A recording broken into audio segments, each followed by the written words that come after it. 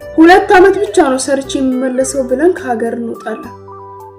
ወደ ስደት ከገባን በኋላ ማይቻለውን ህይወት መቻል እንጀምራለን። ለመጀመሪያ ወደ ስደት የገባን ሰዓት ይርበናል። አንዳንድ ዳቦ ነው የምንበላው። ቋንቋው አዲስ ይሆንብናል። ምግብ ስጡን ማለት አንችልም፣ ይርበናል። አየሩ አዲስ ሆኖብን እንታመማለን። ለሁሉም ነገር አዲስ እንሆናለን።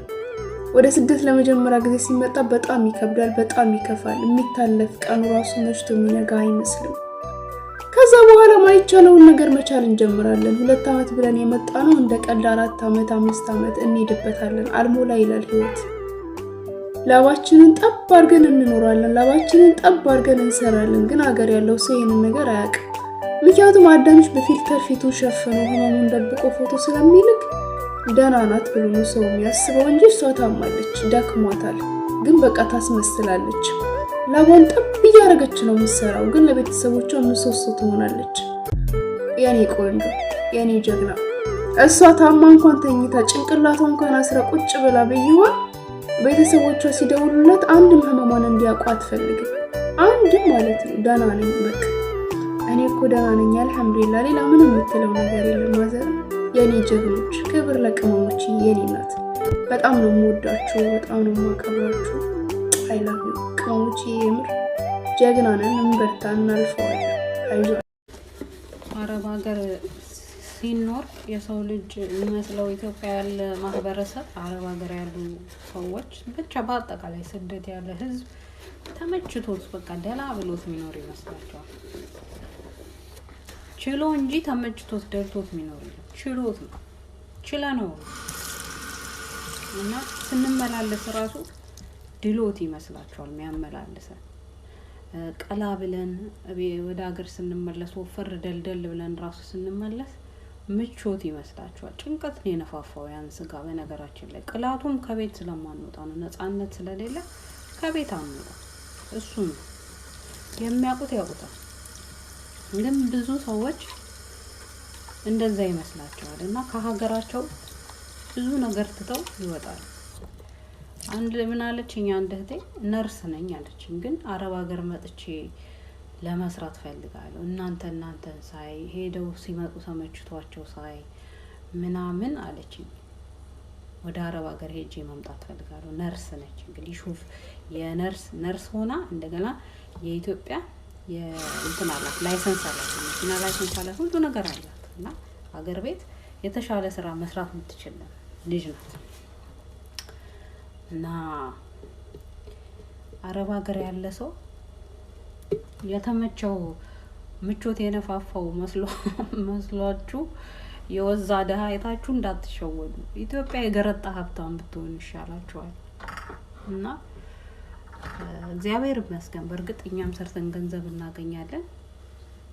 ግን ኢትዮጵያ ያለ የገረጣ ሀብታም ይሻላል ስደት ካለ ወዛም ደሃ። መልካም ቀን። የሻቃሪት ደሞዝ ከ60 እና ከ70 ሺህ ብር በላይ ነው የምትሉ ልጆች ማለት ነው። ኑ ልንገራችሁ፣ ሰብሰብ በሉ።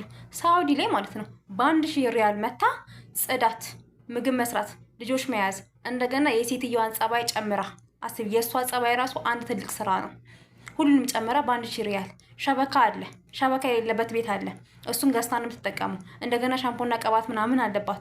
እሱን ራሱ ሲቀናነስ ራሱ ወደ 700 ወደ ሀገር ቤት የምትልከው ማለት ነው። እስከ 25000 በያት ወጪ። እሱም ወጪ እሷም 1000 ደሞዝ ሆነ እሷም ወጪ በዝቶባት የምን 60 እና 70 ሺህ ነው። እንደየሀገሩ እንደየቤቱ እንደየስራሽ ይለያያል ገንዘብሽ ደሞዝሽ።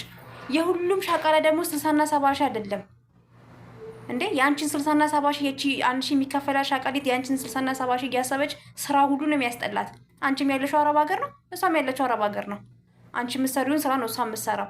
ለምንድን ነው ደሞዛችሁ የተለያየ የሆነው? እኔ ደሞዛችሁን ሐላል ባታረጉት ደስ ይለኛል። በተለይ 60 እና 70 ሺህ እስከ 80 ሺህ ነው የሻቃሊት ደሞዝ ምናምን ብላችሁ ደረታችሁን የምትነፉ። አንቺ ምናልባት 6 አመት 7 አመት ይሆናል የሰራሽው። ለዛ ነው ደሞዝሽ ከፍ ያለው። አዲስ የመጡ ሻቃሊቶች በጣም ነው የሚደብራቸው። 60 እና 70 ሺህ ኪዲት ይከፈላታል፣ እኔ የሚከፈለኝ ደግሞ 20 ምናምን ሺህ እያለች ማለት ነው። ብዛት ሻቃሊት ከ30 ሺህ ብር በታች ነው የሚከፈላቸው። እውነቱን ልንገራችሁ እኔንም ጨምሮ ማለት ነው። እኔንም ጨምሮ የሚከፈለኝ ከ30 ሺህ በታች ነው በቃ። 60 እና 70 የሚከፈላቸው ደግሞ እንደየሀገሩ ኳታር፣ ባህሬን ምናምን የሚባሉ ሀገራት ደሞዛቸው ከፍ ያለ ነው። ስራቸውም እንደዛ ነው። ሶ ደሞዛችሁን ሐላል አታርጉት። 60 እና 70 ሺህ የለም ከ30,000 በታች ነው ብዛት የአረብ ሀገር ሴት የሚከፈላት ከ30,000 በታች ነው። እሱንም የሸበካ እያወጣን የቅባትና የሻምፖ እያወጣን ቤተሰብ እየረዳ ምናምን አንድ ብር አንይዝም በዛ ላይ። ስለዚህ ደሞዛችሁን ሀላል አታርጉት። ደሞዝሽን እዛው ያዥው። አምላክ አንተ ታውቃለህ። ከነዚህ ቤት ነው ስራ ሰርቼ የምለምደው። አቤት ደግሞ የቤቱ ስፋቱ በአምላክ አንተ ታውቃለህ። ደግሞ የሚበላው ሮዝን እንዴ በአምላክ አንተ ታውቃለህ። መጣሽ ደግሞ እስቲ ምን እንደምትለኝ ሰማሉ። መጣች እንግዲህ መርሃባ ኒሃ كشو اسمك؟ أنا اسمي سارة. أوكي لك قرص هذه كلها مسخ غبرة بس قرص هذه كلها مسخ غبرة عملي حمام بس خلص حممت أنزل تحت. أوكي أشي أوكي هو دام عندي ما أقصد إنه بقعد برا بيرجع دام علي مسيو فوق جرشة تاجر دارو ينجتي دكم منكو دام مراوي عندي مكبس تاني من دي شو بيجا مكستيني ملات እንዴ ሰሪንጅ ምግብ ቢያተም ቆይደኝ ሄሎ አራኔ ነው ሰዲን የዚህ ተለሰራች ምግብ እንኳን ቢያተኝም። አረብ ሀገር ያሉ ልጆች ግን ለምንድን ነው ቶሎ የሚከፋቸው? እሱ ልጠይቅሽ አይደለም የመጣሁት፣ ላጥረገርግሽ ነው የመጣሁት፣ ልሰድብሽ። ይሄ ቪዲዮ አረብ ሀገር ያላችሁትን በሙሉ ይመለከታል። ሌሎቻችሁ አሳልፉት፣ እናንተን አይመለከትም። አንቺን ነው የሚመለከተው። ይሄ በትክክል አንቺ አረብ ሀገር ሆነሽ ሁሉንም ሰው ለማስደሰት የምትጋጋጩ አንቺ ለቤተሰብ መኖር አቁሚ፣ ለሰዎች መኖር አቁሚ። ሰዎችን ለማስደሰት የኔ የምትያቸውን ሰዎች ፍላጎታቸውን ለማሟላትና መብታቸውን ለመጠበቅ መጋጋጥሽን አቁሚ። ለራስሽ መቆም ጀምሪ። በትክክል ገንዘብን ማሳደድና ገንዘብን ማከማቸት ብቻ የምትፈልጊውን ነገር አያስገኝልሽም። መኖር ይጠበቅብሻል። የሰራሽውን የልፋትሽን እንኳን ቁጭ ብለሽ ለመብላት መኖር ይጠበቅብሻል። ብትሞቺ ሁሉም ሰው አንቺን ለመቅበር ይመጣል። ችግር የለውም። ሰዎች ስንሞት ውድ ነን በጣም። ስለዚህ ስትሞቺ ሰዎች አንቺን ለመቅበር ከየትም ተሰባስበው ይመጣሉ። ኢቭን ሰው ሀገር እንኳን ብትሞቺ ያንቺን ሬሳ ወደ ሀገር ቤት ለማስገባት በጣም ብዙ ብር ያዋጣሉ። የአበባ ጉንጉን ያመጡልሻል። አንቺን ለመቅበር ደረታቸውን ይደቃሉ፣ ያለቅሳሉ፣ ይጮሃሉ ለጥቂት ቀናት። ከዛ የምትረሺ ይሆናል። ማንም ስለ አንቺ ትዝ አይለውም። እንዳለፈ ክረምት ትረሻለሽ። ስለዚህ ዛሬ ለራስሽ መቆም፣ ራስሽን መጠበቅ ይጠበቅብሻል። የምትኖሪያትን ህይወት እያንዳንዷን ደቂቃ አጣጥመሽ መኖር ይጠበቅብሻል። ለሌሎች ሰዎች ማሰብና ለሌሎች ሰዎች መኖር ከመጀመርሽ በፊት መጀመሪያ ለራስሽ መኖር መጀመር አለብሽ። አሁኑኑ ጤናሽን መጠበቅ አለብሽ። ገንዘብ ብቻውን ሁሉ ነገር አይሰጥሽም። ገንዘብ ለማግኘት ስትይ ስራሽ ላይ ሙሉ ጊዜሽን እያዋልሽ ጤናሽን ረስተሽው ከሆነ ነገ ዋጋ ያስከፍልሻል። ያከማቸሽውን ገንዘብ ሁሉ ሳትበዩ ትሞቻለሽ። ባትሞቺም እንኳን ለብዙ ዓመታት የለፋሽበትን በአንድ ጀንበር ዶግ አመድ ሊሆን ይችላል። ስለዚህ ባላንስ እያደረግሽ መንቀሳቀስ ይጠበቅብሻል። እየነገርኩሽ ያለሁት ቆም ብለሽ እንድታስቢበት ነው። ለምሳሌ አንድ መኪና ሞተሩ በየ5 ዓመቱ መታደስ አለበት አይደል? ወይም በየ10 ዓመቱ። ለምን ይመስልሻል? መኪናው ተጨማሪ በርካታ ዓመታት አገልግሎት እንዲሰጥ። አንድ መኪና ሞተሩ ያልታደሰ እንደሆነ ሹፌሩ ዝም ብሎ ከዓመት ዓመት የሚረግጠው ከሆነ አንድ ቀን